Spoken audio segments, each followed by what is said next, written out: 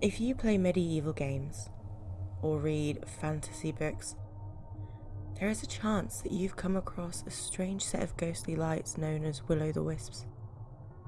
More often than not, these are referred to as some sort of sprite. However, in Latin they call it ignis fatuus, meaning foolish fire.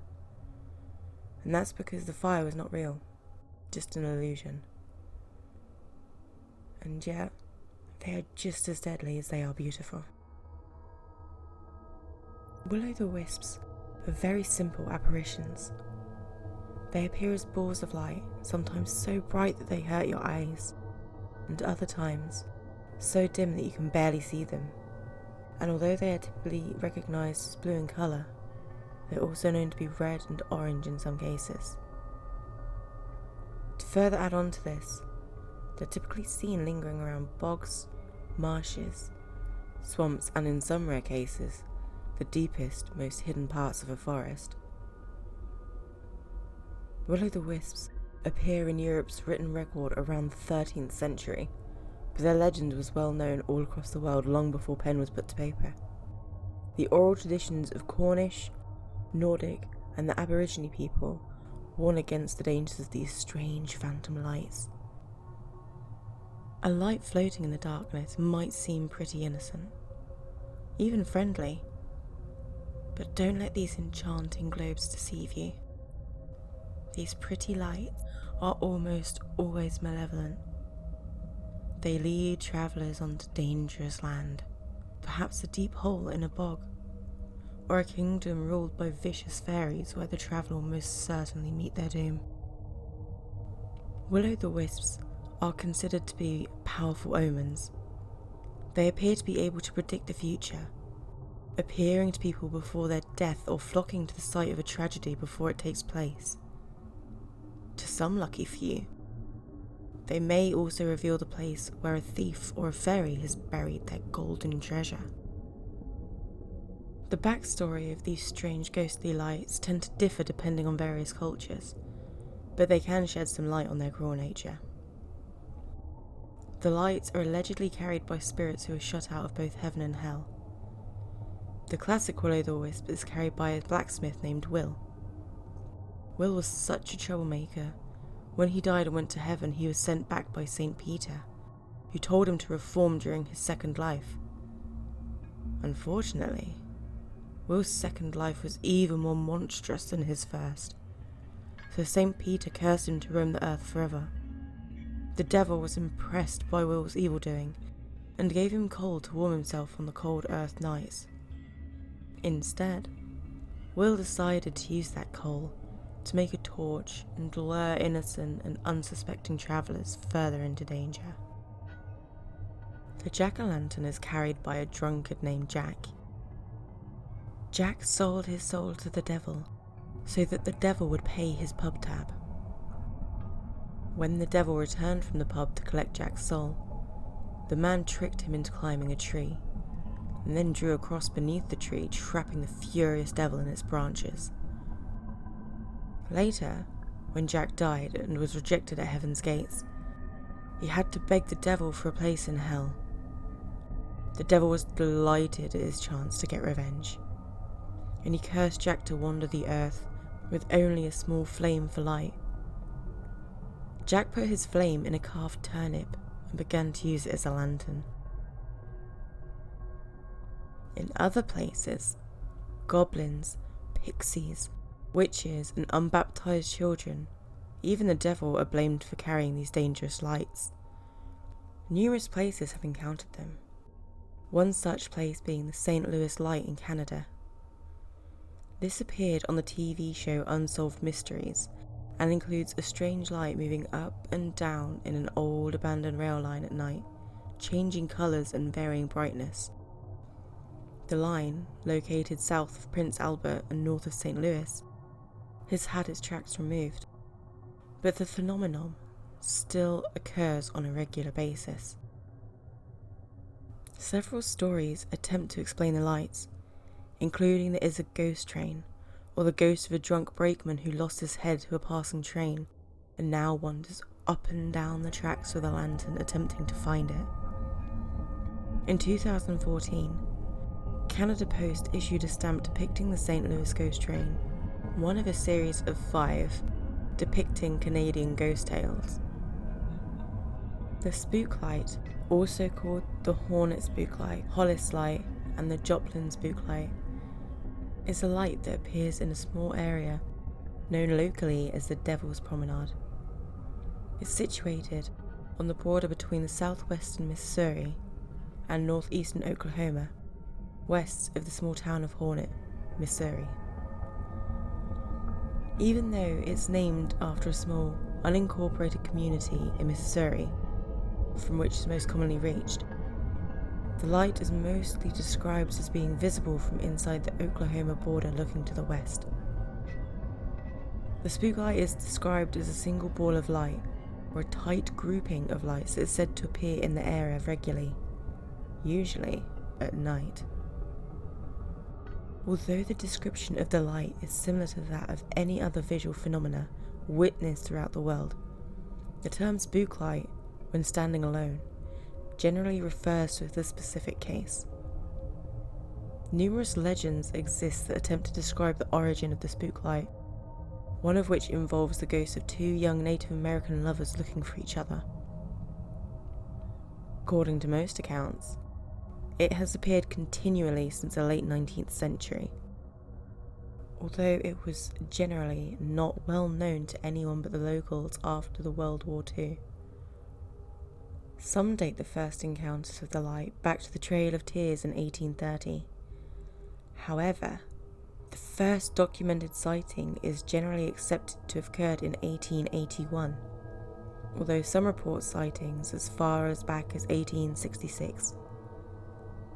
The earliest published report was in 1936 in the Kansas City Star.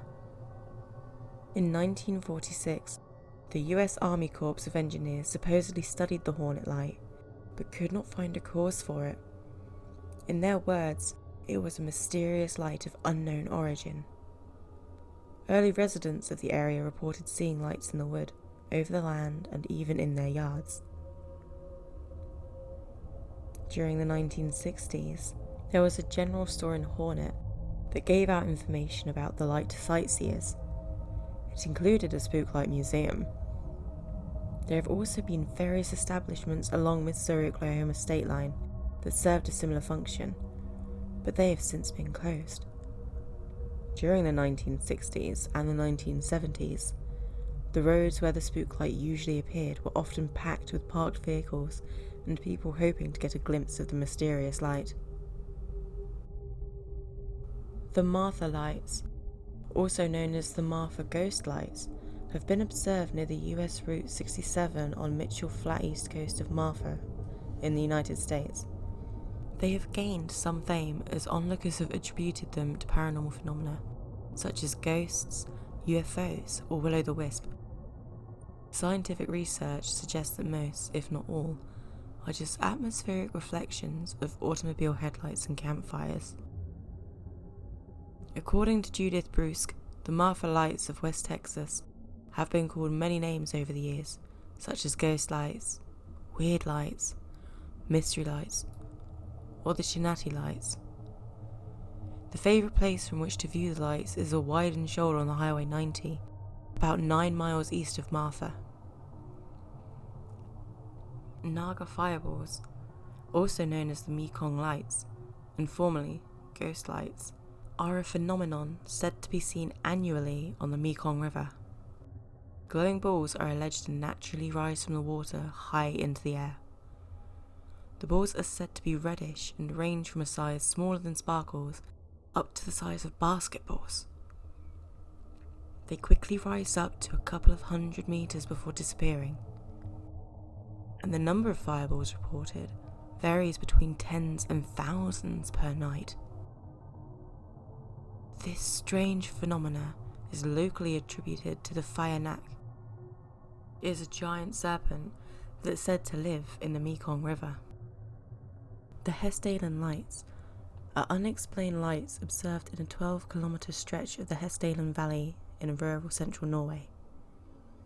The Hessdalen Lights are of unknown origin, and they are said to appear both by day and by night, and seem to float through and above the valley. They are usually bright white, yellow or red, and can appear above and below the horizon. The duration of the phenomenon may be a few seconds to well over an hour. Sometimes the lights move with an enormous speed, whereas other times they seem to slowly sway back and forth. On yet other occasions, they hover in mid-air. Unusual lights have been reported in the region since at least the 1930s. Especially high activity occurred between December 1981 and mid-1984, during which the lights were being observed 15 to 20 times a week, attracting many overnight tourists who arrived for a sighting. As of 2010, the number of observations has dwindled, with only 10 to 20 sightings made yearly. The Paulding Light, also called the Lights of Paulding or Dog Meadow Light, is a light that appears in a valley outside of Paulding in Michigan. Reports of the light have appeared since the 1960s, with popular folklore providing such explanations as ghosts, geologic activity, or swamp gas. In 2010, Sci-Fi Channel's Fact or Faked Paranormal Files, they conducted a paranormal investigation and concluded that the Paulding Light was still very much unexplained. The first recorded sighting of the Paulding Light was in 1966, when a group of teenagers reported the light to the local sheriff. Since then, a number of other individuals have reported seeing the mysterious light, which is said to appear nearly every night at the same site. Although stories related to the light vary, the most popular legend involves the death of a railroad brakeman. The legend states that the valley once contained railroad tracks, and the light is the lantern of the brakeman who was killed while attempting to stop an oncoming train from colliding with the railway cars stopped on the tracks.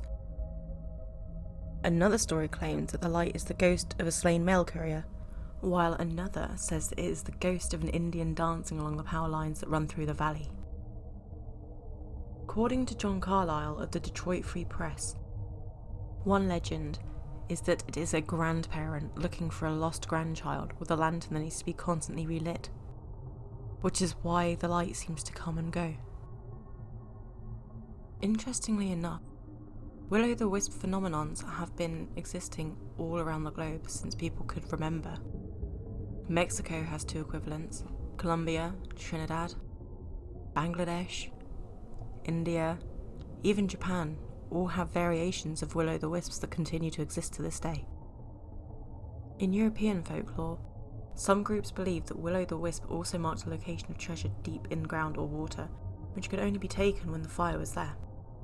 Sometimes magical tricks and even dead man's hand were required as well to uncover the treasure. Some popular movies, books, and even games have wisps featured in them. One of which is the movie Brave, where the main character Merida spots some will-o'-the-wisps that lead her to a witch's hut, which inevitably connects her to her fate. Wisps have always been seen and mentioned in World of Warcraft as deceased spirits of night elves, and that they have now become one with the forest. In Lord of the Rings, the will-o'-the-wisps are present in the dead marshes outside of Mordor. This is when Frodo and Sam are told by the creature Gollum not to follow the lights, meaning will-o'-the-wisps. He tells them that if they do, they will keep the dead company and have little candles of their own. And to those of you that know Harry Potter, they will have inevitably heard of the Hinky Punk, which is a name for the will-o'-the-wisp in southwest of England. This was featured as a one-legged, frail-looking creature that appears to be made of smoke, and it is said to carry a lantern and mislead travellers. Until next time, my little obscurities, don't sleep too light, or the creatures might bite.